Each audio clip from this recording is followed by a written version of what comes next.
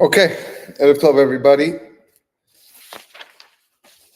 Chag Atzmaut Sameach. It was a very long day for me, a very celebratory day, but didn't want to go and you know not give an opportunity to give the shiur. So as tired as I am from a day of celebration, we are here. I would be remiss if I didn't speak a little bit just about Yom Ha'atzmaut and the day. Obviously, it's always great looking forward to the birthday of Israel. But I think everyone would agree that this year means a little bit more, given the circumstances, and that Am Yisrael is still in the middle of a war. And I was just thinking today. I was watching the grade 5 students that were presenting a beautiful play, the skit that they did. It was called the Rak Be'Yisrael. It was played done in Hebrew in the school in front of everybody, and there was a lot of funny things that only in Israel do they do. Only in Israel do they clap when the plane lands. In Tel Aviv. Only in Israel do you have chocolate milk in a bag, and some very very funny things. And only in Israel do little kids just hop on a bus at 6 years old and go to school, or on their own, like a public bus, and like go around the country.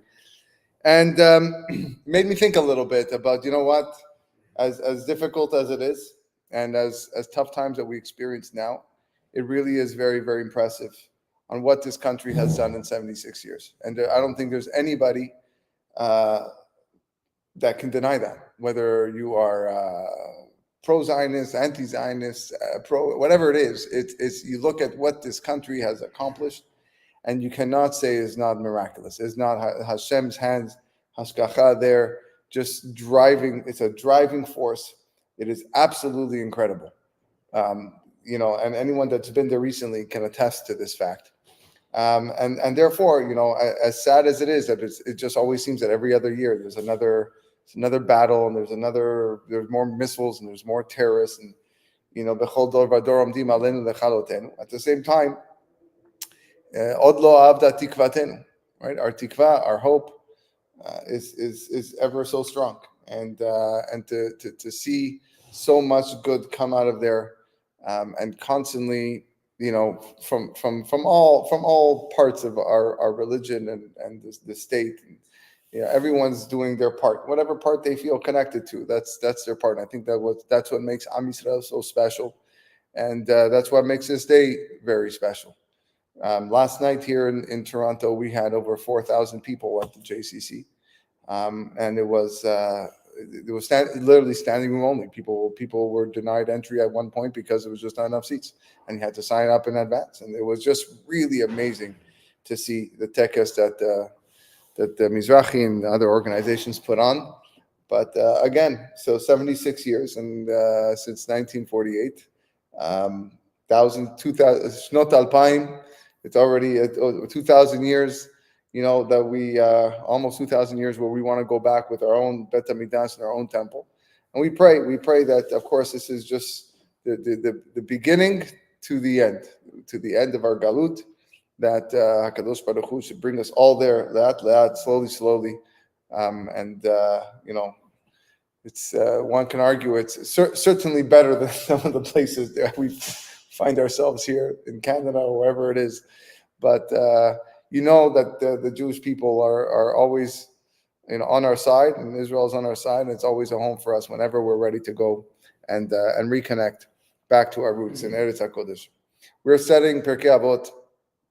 We're on the third Pirke. We're the third week this week. It's all crazy. We're almost halfway. Is Shavuot. We're already 3 weeks into the Omer, and we're studying the third Mishnah, the third Pirke this coming Shabbat, and I'm going to focus on Mishnah 3, the third Mishnah of the third Pirke.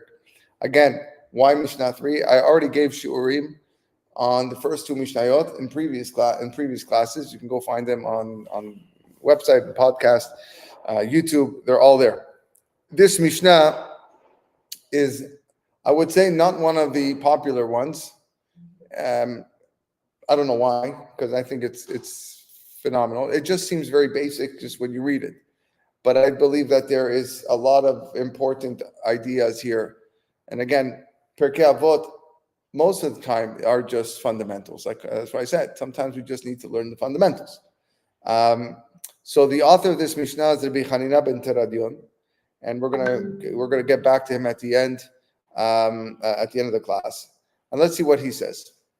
Rabbi Hanina ben Teradion Omer, Shenaim sheyosvin ve'en benehen divrei Torah. If two people are sitting down and there are no words of Torah between them, harezeh moshav letzim. This is a session of letzim, of scorners, of scoffers, jokers, however you want to define it. Moshav letzim is not a nice term. Shneimar, as the pasuk says, uv moshav letzim lo yashav. As the pasuk says in the first pasuk in Tehillim, in fact, that nor shall he sit in the seat of the scornful. Aval, however, shnaim sheyoshvin v'yesh benehem divrei Torah. If two people sit and there is words of Torah between them, Shekhinah sheruya benehem. You should know that the Shekhinah, God's presence, the divine presence, is among those people. Shneimar, as the pasuk says in Malachi, Az nidberu yirei Adonai ish el re'ehu. Then the God-fearing men spoke to one another. Vayakshev Adonai vayishma, and Hashem heard it. Vayikatev sefer zikaron lefanav. And the book of remembrance was written before him. For those who feared him, Hashem, and for those who valued his name highly. Okay. So Mishnah then says, "Enli ela shirayim." This tells me that this only teaches me that if two people have words of Torah in between them, then God's presence is among them. The Mishnah asks, "Minayin she'afilu echad sheyosef ve'osek b'Torah, she'akadosh baruch hu kovea lo sachar." Where do we know that even if one person is sitting and he's learning and he's engaging in Torah, then Hashem has a reward set for him? Shneimar, the pasuk says in Echa, Megillat Echa, "Yeshev badad ve'idom ki natal alav." Though he sits alone in stillness, he takes for himself, meaning in reference to the reward. This is the Mishnah. So let's start at the beginning.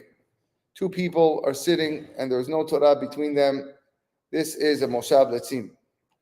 In modern day Hebrew, the word letz, which is translated here as scoffers, is referred to as jokers or clowns. A letz in modern day Hebrew is a clown. When we look in Tehillim, when it says moshav letzim lo yashav, in Tehillim and other sources, the word has a much darker meaning to it. It is not something that you want to be called.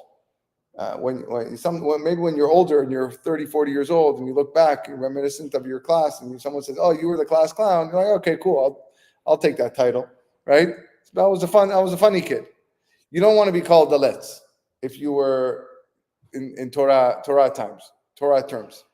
It's a much more, degrading type of character, because it's a character that is described as a person who acts with frivolity, and their attitude towards life is very breezy and not serious.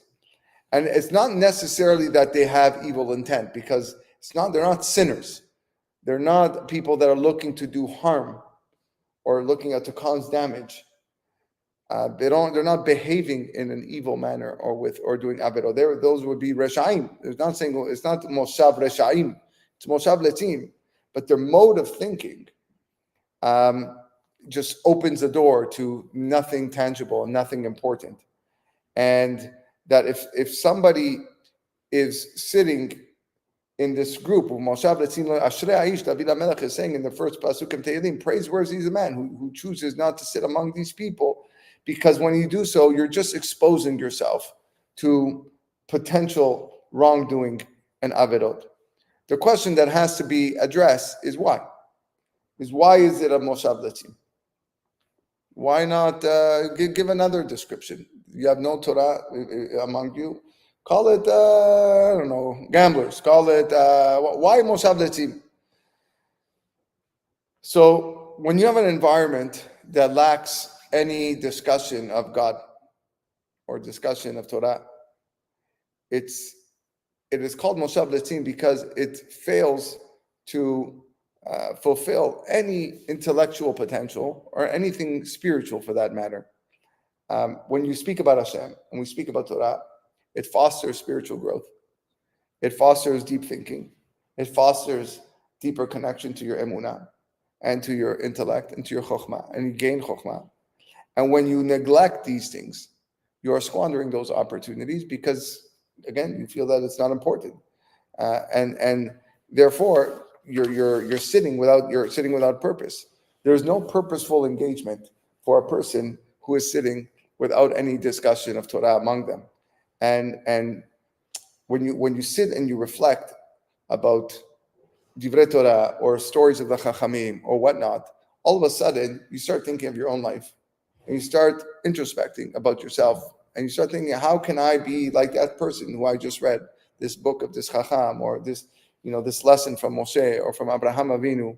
I just heard a class on the Mesilat Yesharim from the rabbi on Shabbat. So how does that affect me? How is that going to make me better?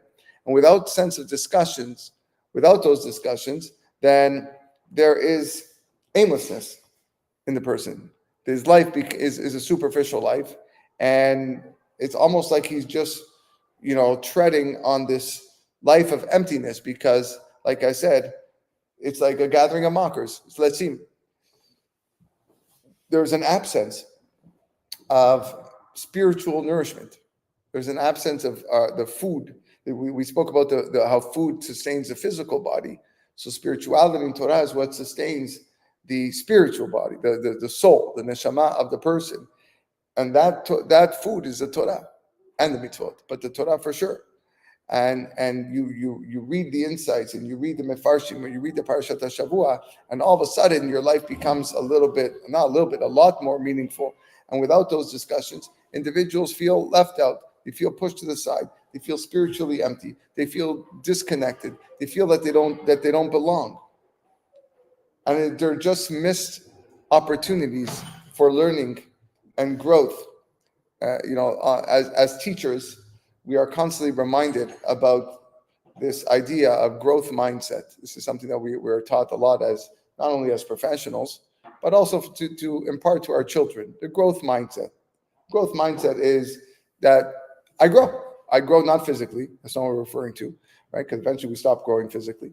But in everything that I do needs to be built on something else from before, and therefore the Torah study that is central to my wisdom and my chokhmah and my tradition was based and founded on what I learned so much back when I was in elementary school, and then it's built on that, and it just grows and grows and grows and grows. And these are ideals, and these are morals that could be missed out. Have a person chooses not to have this among themselves. And lastly, you have the negative influence of the Torah of the scoffers of the Moshav Letzim. Now, if I'm in a gathering with Talmidei Chachamim, or a gathering with it doesn't have to be rabbis, just people who put spirituality and ruchniut on the pedestal, then there's a high probability that I'm going to be drawn after that type of conversation and learn from them. But at the same time, if I find myself among friends where they're likely to engage in idle chatter or gossip or lashon hara or negative behavior, that has a detrimental effect on myself and my character and my relationships. And that is Moshav Letzim. That's what it is. I recall, this year not so much because I moved my classroom, but I have, Baruch Hashem, I've been blessed with a lot of wonderful colleagues in my school. Some of them really, really great Talmidei Chachamim, and as middle school teachers, often there's like 3-4 minutes sometimes where we wait when one class leaves and the other class comes in. And as teachers, we like to stand outside the class to greet in the class as the students that are coming in. And whenever the chance, I have one specific colleague, may live and be well. And for years, we shared Divrei Torah. For years. It's 2 minutes. It's 2 minutes. I go up to him and I says, I heard this great perus on this pasuk, and he has an incredible memory. He goes, that reminds me of a story I heard by this rabbi and this. And then sometimes I feel bad because we're late for class because the kids are waiting inside. But but literally, I would say hundreds of times over the years that I've been there that we shared Divrei Torah, something we look forward to. In fact, Dafka, when it was COVID, we had to change the way the school ran. And because we didn't want the students moving around in the hall too much, so it was the teachers that were moving. So the students were in one stationary in one class, and the teachers were going from class to class to wherever they had to go. And we talked about how we missed those opportunities. So like we rarely saw each other because we had to run to the next class. It's very important. That's the opposite of Moshav Latim. It's moments, a few moments to just, whatever time you have to sit and talk Torah, whatever's on your mind. And I'll be honest, there have been some times where this particular rabbi would share an idea with me. I'm like, this is great for my Shabbat speech. And like I would use that idea for a Shabbat drasha. And and it was just, to me, it's a part of my life. There's one theme that seems to come up in this Mishnah over a little bit, which is the concept of sitting. Shenayim sheyosvin, two people that are sitting and they don't have divrei Torah. It's a moshav letzim. It's a seating of scoffers. But if you have two people that are sitting, then it's Hashem's with you. And how do we know that we know two people? How do we know that echad sheyosev, one is sitting and engaging in Torah? So I noticed this. I paid attention to the Mishnah, and I couldn't help but think about what life used to be back then and life is today. I don't know much about life back then because I wasn't alive back then, 100, 200, 300, or in the time of the Mishnah. But I can imagine the following. I can imagine people working very hard jobs, laboring jobs. There was no such thing as office jobs back then. I think I'm correct when I say that. And usually you were in the field or you were in the market and you were selling your goods. And it was very, very tiring. And people worked long hours, again, or in construction, or they were building things. And they came home exhausted. Really, really tired. And today, people are tired, but it's a different tired. It's just tired from being around the same people. I just don't want to be at work. We're not really doing strenuous activity, most of us in our job.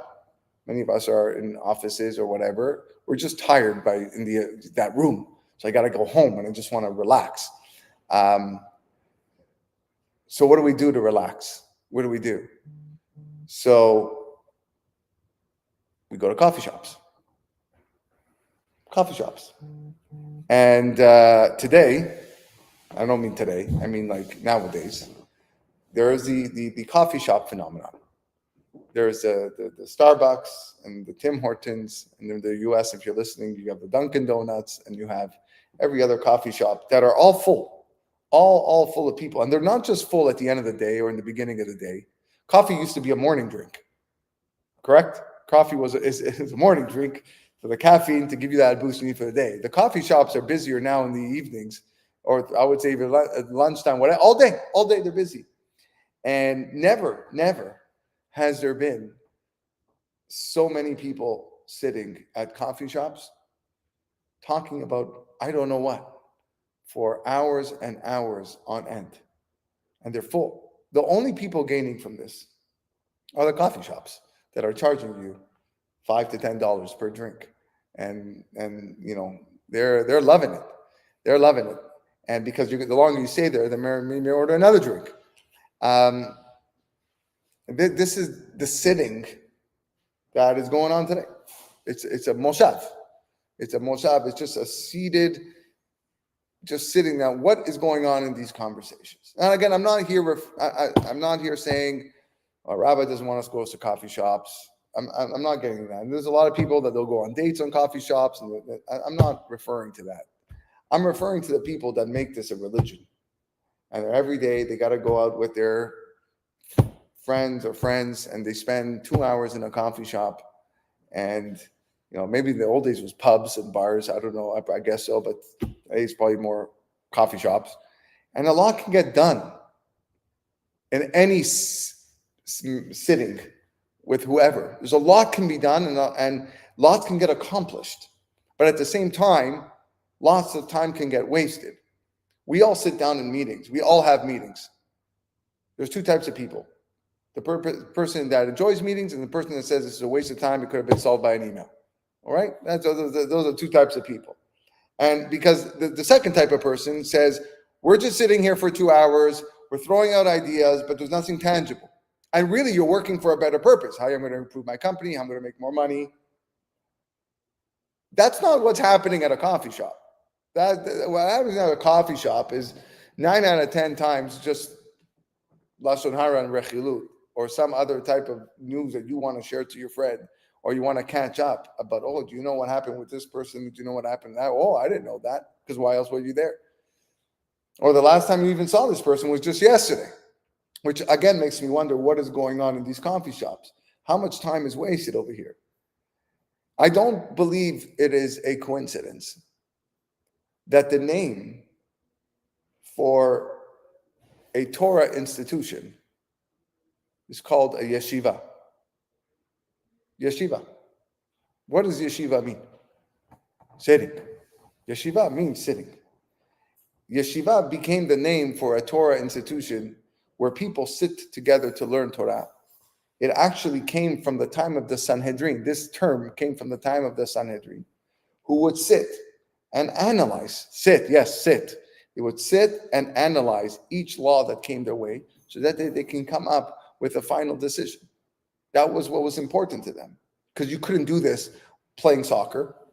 You couldn't do this at even at a movie theater or even in a bar or in a coffee shop. This had to be in a room where you sat together in a big, large semicircle, and you sat there and you worked it out, and you argued all night and sometimes many days at a time to come up with a law, to give your final decision. And hence, you walk into any yeshiva today, and what do you see? You see men sitting most of the time, and they're learning, and they're speaking Torah. And this is what the name is. The exact polar opposite of how our Mishnah begins, of two people who are sitting and don't have Divrei Torah. It's not a yeshiva, it's a moshav letzim. However, you look at the wording of the pasuk, of the Mishnah, and I noticed something caught my attention. It said, Shnaim sheyosvin ve'en benehen divrei Torah. Two people are sitting, and there's no words of Torah between them. Now, it does not say, ve'enam medabrim divrei Torah, or ve'enam oskim divrei Torah. They are not speaking words of Torah, or they're not engaging in words of Torah. Because the last line of the Mishnah said, where do I know that one person, sheyoshev ve'osek baTorah? He's actually learning Torah. Here it says, she'en benehen. What does it mean, she'en benehen?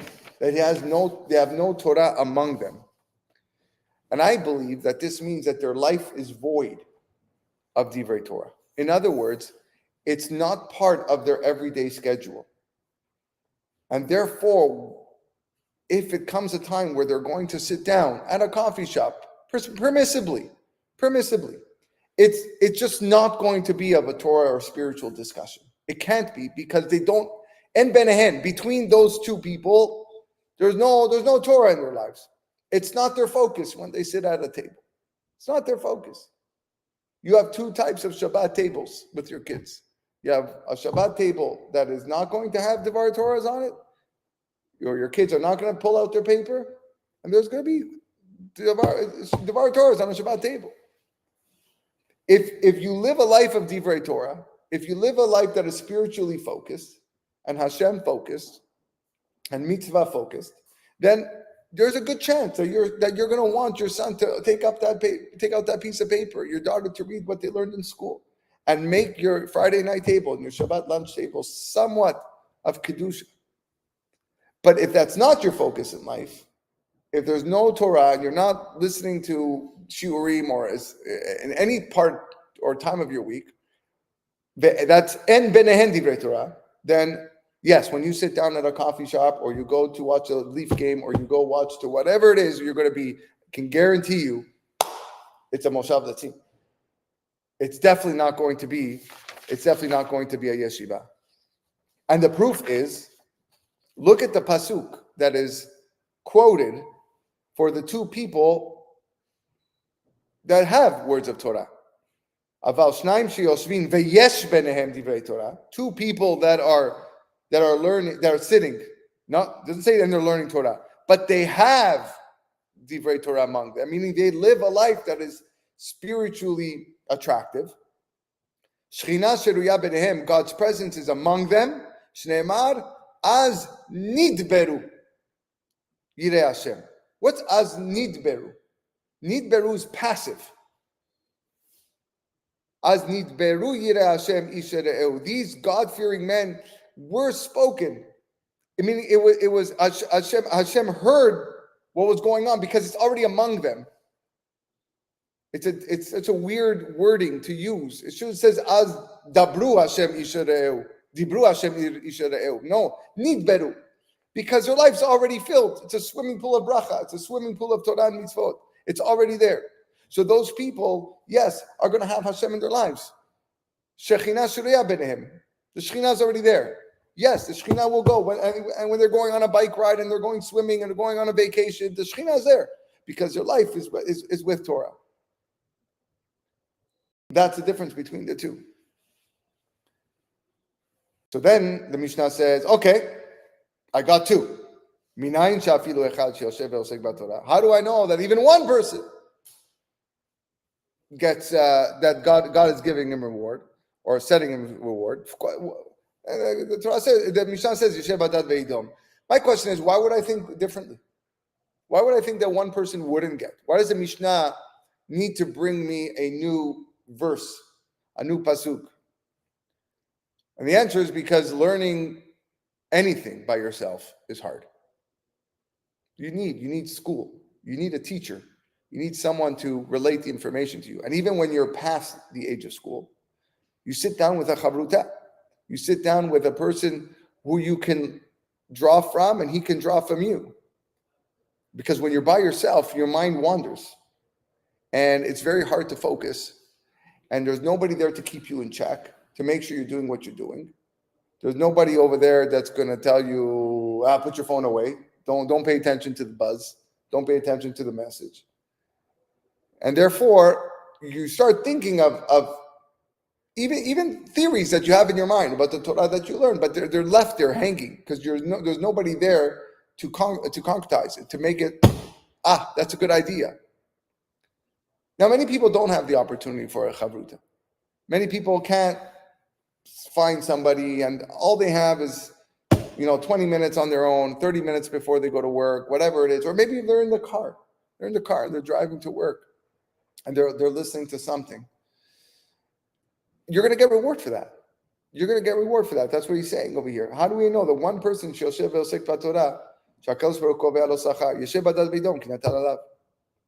and many, many times during the day, if a person can only just write on a little pad of paper, how many times he finds himself by himself just waiting for things where he's not doing anything.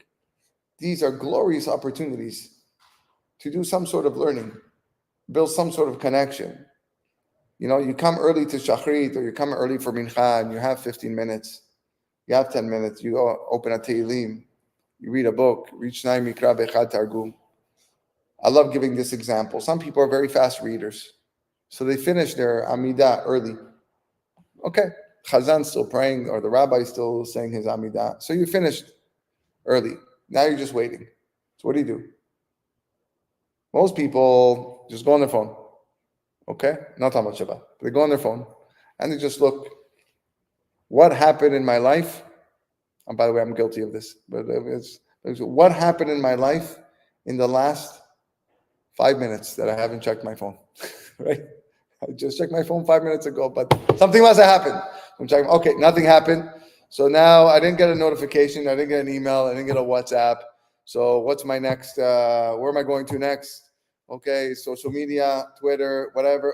Chazan started. Okay, you had 2 minutes over there. You got 2 minutes. You know what you can do in 2 minutes every day? You know what you can accomplish? A little mitzvah, some halachot, yichot lashon hara, shnai mikra v'echad targum. You know, do shnai mikra v'echad targum on your phone. Take out your phone and do shnai mikra v'echad targum. If you're reading on your phone, you're at a wedding. Oy vey. You're waiting for a chuppah. How many times did you sit at a chuppah? I could have sworn the invitation said chuppah at 6:30, and it's 7:15, and you're looking around, and there's nobody around. What's going on over here? You're one of those on-time people, and you're there, and you're sitting there, you're in the most uncomfortable chairs. The chuppah chairs are never comfortable. Okay, and you're wondering, I started bringing mishnayot with me. I have mishnayot. I have a chumash with Rashi. It's in the pocket, and you do some learning. Because otherwise, it's just wasted minutes. For what? And that's what this Mishnah is saying over here. That's why it says Echad she'osef ve'osek b'Torah. In that situation, okay, you're not in a conversation with somebody else, so that automatically is going to lead to something worthwhile. Here, I'm by myself. So, in order to get the sachar, I have to be Yosef ve'osek b'Torah. I have to sit and I have to learn. If I don't, then yeah, going on Facebook, that's not going to get you a reward. Or scrolling through your phone and your email is not going to get you a reward. It's not anything bad, as long as you're not watching anything that shouldn't be, but it's just not going to get you a reward. It's not Yosef ve'osek b'Torah. The author of this Mishnah is Rabbi Hanina ben Teradion. Many of you might not know who Rabbi Hanina ben Teradion is. I want to read for you the unfortunate demise of Rabbi Hanina ben Teradion. Rabbi Hanina ben Teradion was one of the 10 martyrs who were killed by the Romans. And we'll see maybe why he said this Mishnah. I'm going to read for you the Gemara. It's a long Gemara, but it's a story. And we'll ask some questions on it. And then with that, we'll conclude. Gemara is found in Masechet Avot Zara, Daf Yud Chet Amud Aleph.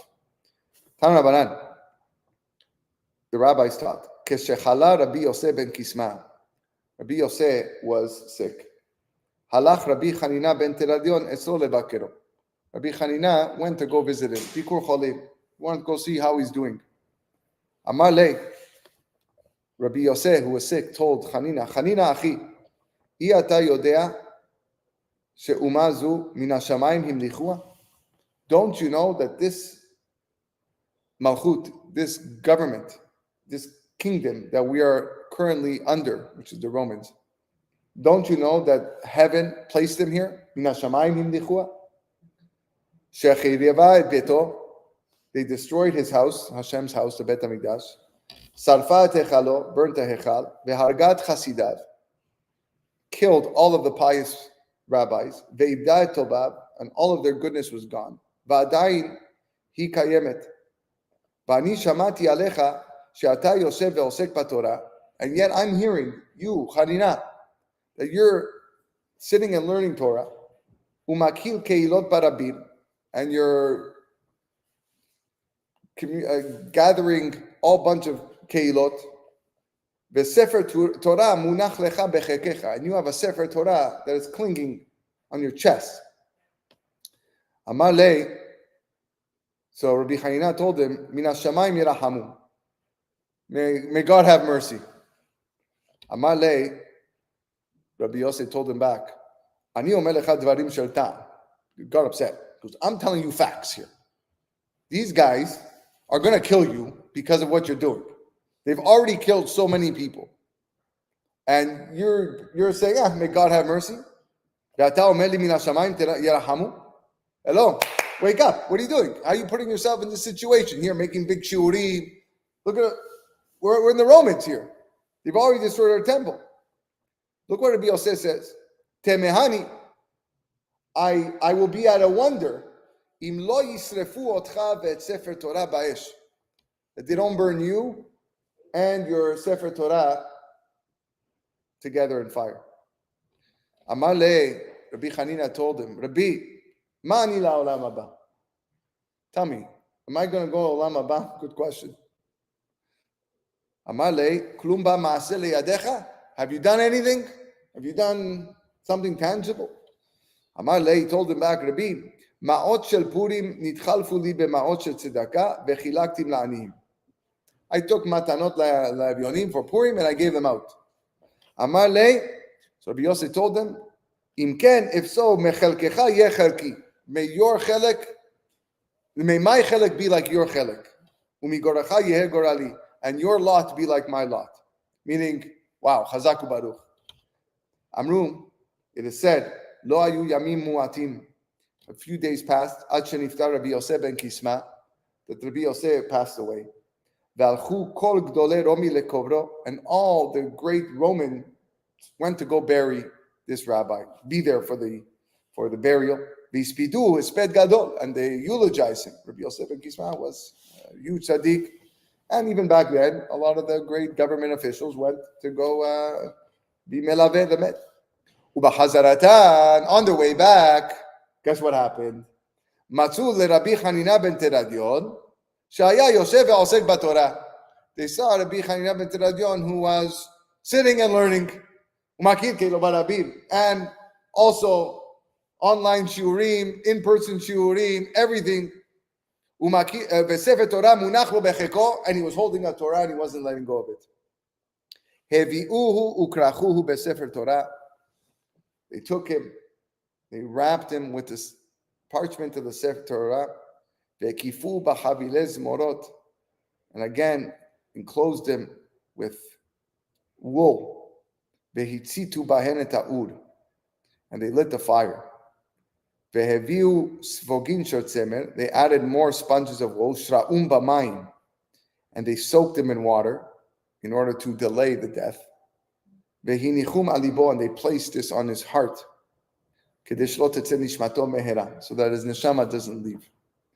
Amra lo bito, his daughter watching this, if it wasn't awful enough, his daughter watching this, Abba, erecha bekach, said, Father, I shall see you like this. This is how I'm going to see you die. Amar la, he said to her, Ilmale ani nisrafti levadi, if I had just been burnt on my own, kasher adavar li, then yes, it is difficult.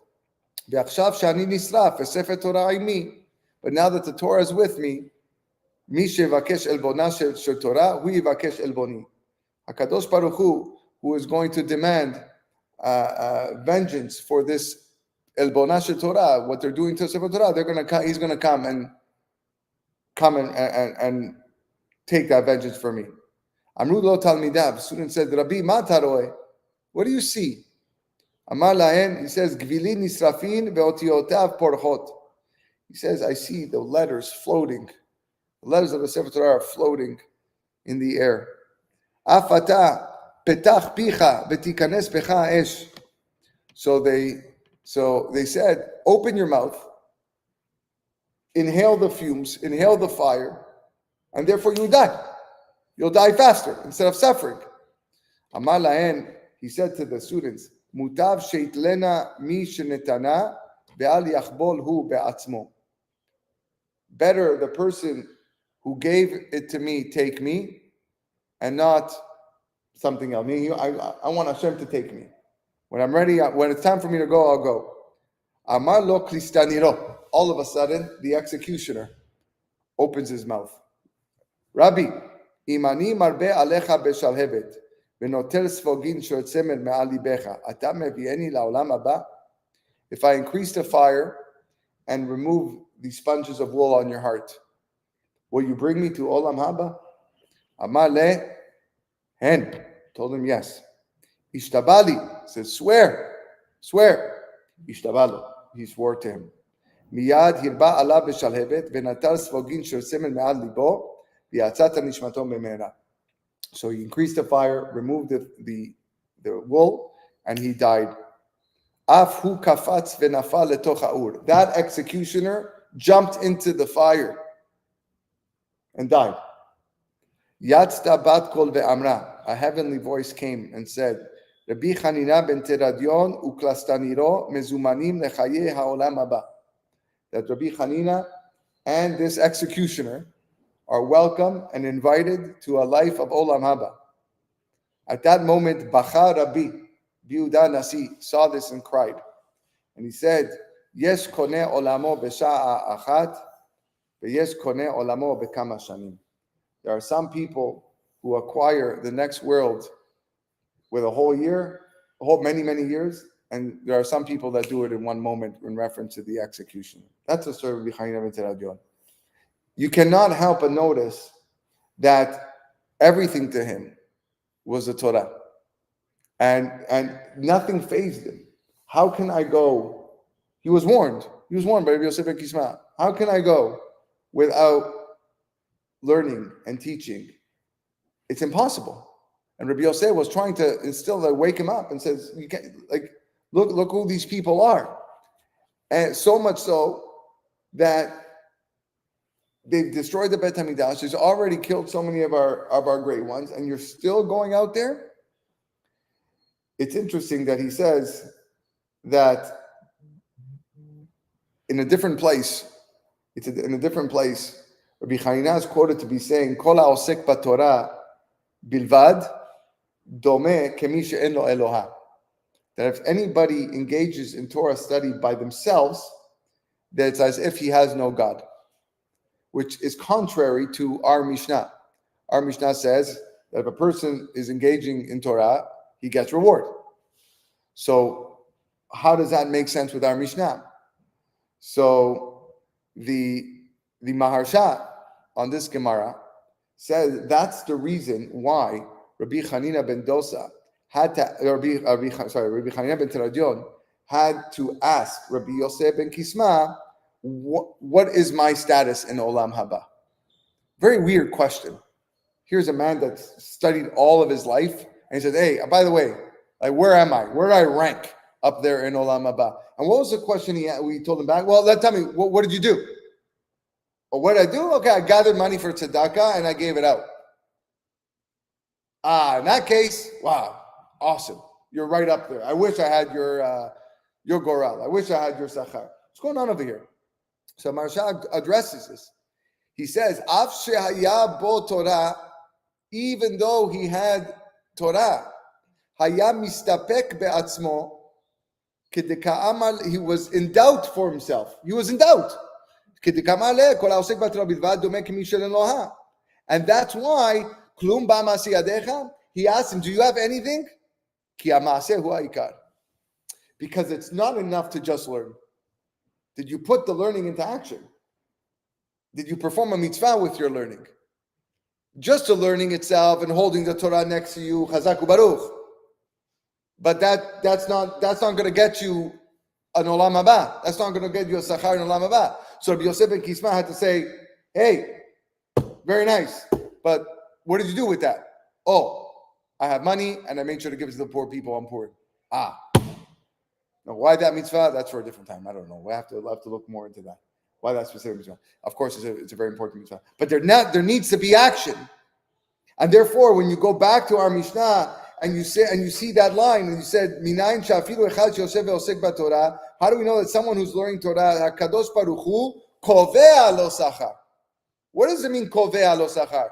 It's not noten lo sachar. It's not giving you reward.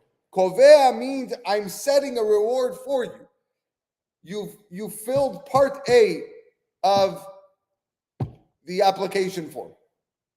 It's a big part. It's a major part because you can't do part B if you don't know part A. I have the schar for you, kovea, but I'm not giving it to you until you put it into action. So, echad sheyosef b'Torah is kovea lo sachar, and that might be the reason why the Mishnah had to address that as a secondary question. But how do I know that one? Because normally one person, when he learns on his own, how is he going to put that into practice? I need somebody else to put that into practice with. I need two people. I need 2, 3, 4, 10. I need a community. I need someone to give this money to. I need someone to relay this information. Now that you taught me this law, how am I going to put it into practice? And that's where the multiple people come into play. But when I'm by myself, it's difficult.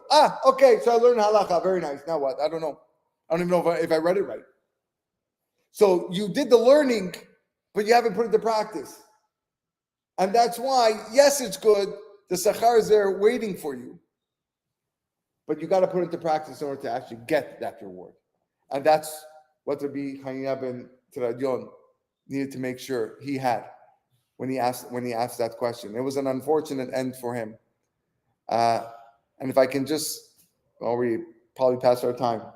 But if anything, this Mishnah, which seems such a very basic Mishnah, like most people, this is not the one that gets quoted often by the rabbis in their speeches, and they're big when they have the big public events.